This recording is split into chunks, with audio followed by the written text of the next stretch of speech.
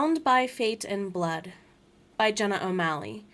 The Merna Annals, Book 1. Chapter 41. Arya. Arya closed the door with another healing kit and headed for Rochelle's room. As he expected, the stool next to her bed was occupied. The daintily carved wood barely contained Bjorn's bulk, but if it had supported his crouched form so far, it would most likely continue to do so. At any other time, Arya would have laughed at the werewolf chieftain to lighten the mood. The pain running through the warrior could convert to anger as a means of releasing internal pressure too easily. Arya knew better than to bait Bjorn, especially when the full moon would give Shakespeare reason to make another appearance unannounced. Since they saw Neftiri and Ian disappear into the hidden garden, Bjorn hadn't said a word. The acrid smell of burned moss gave the warning to think twice about riling him. Bjorn asked, "Shimon's vials?" Arya replied, "Yes, enough for a few weeks. Have they been distributed to the others as well? All of your kind will be cared for until you reach Amaranth. Not sure I appreciate the lie that Rochelle asked for them, but I understand you're wanting to save face in front of your kin." Arya's voice remained soft and kind. Dismissing Maria was an easy task from her care of Rochelle, or at least easier than arguing with Bjorn to stay in his bed and sleep. "I do not think she will like returning with you." Bjorn sneered. "Our songweaver perished in battle tonight, leaving 4 of you in our ranks for the entire alliance to share. Rochelle can deal with the cost of our situation accordingly." Both males jumped into a fighting stance as the door opened. Yanairana purred, sticking her head around the door's edge with a welcoming whisper. "Which is why Harumi travels with her Adikosnaiha instead of going with Neftiri." "Did you speak to her?" Bjorn asked. Yanairana nodded. Signaling the others, they cast protective wards among themselves.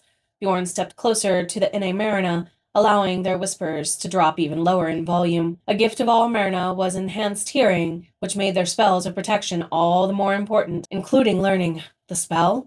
Harumi agreed to finishing the training, and Rochelle is the proper choice for her range and ability, Yanairana stated. "She was reluctant at first, but I explained our proposal for tomorrow. If Arya and Lee remain at Neftiri's side, she is comfortable traveling to Amaranth. Lee should practice her disguises of Udan Shifeira when possible in between." "Perfect," Bjorn nodded.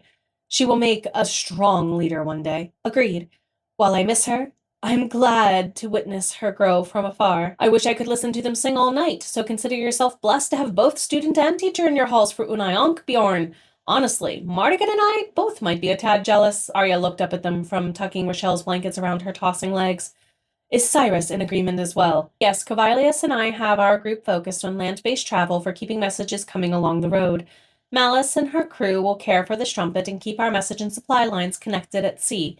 Yanairana purred again, running her hand through Rochelle's curls. Instantly, the blonde relaxed. "Madam's mad enough to tempt those waters with the arriving winter." Bjorn shrugged. "We will part for Amaranth when this moon changes. We will leave last." Arya nodded. "I will take Neftiri from here immediately and make use of nighttime travel for Bavaria. The sooner we separate them, the better." Yanairana hesitated, and both males sensed her pain when biting her tongue.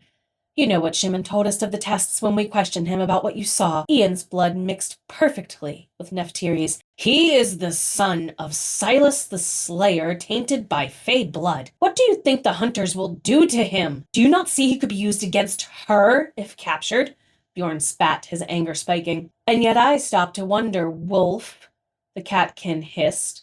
"How much of this arrangement deals with you being forced aside to let Rochelle protect the female who turned her? How dare you? Enough!" Arya snarled, catching them both off guard. "Bjorn?" Rochelle muttered, her golden hair flaring against the pillow as she tossed. "Please, Bjorn." The chieftain cursed under his breath and glared at the elders when she settled again. "His kind has destroyed too much, and him being near Udan Shifeira risks her being killed too. He comes with me until he can master his ability and protect her properly. End of story." Despite wanting to argue, the other 2 elders bit their tongues for Rochelle's sake this time, tenfold. She needed sleep. However, she would not forgive them easily for agreeing with this plan. Arya shook his head at the observation and wished for the madness to end by his design instead.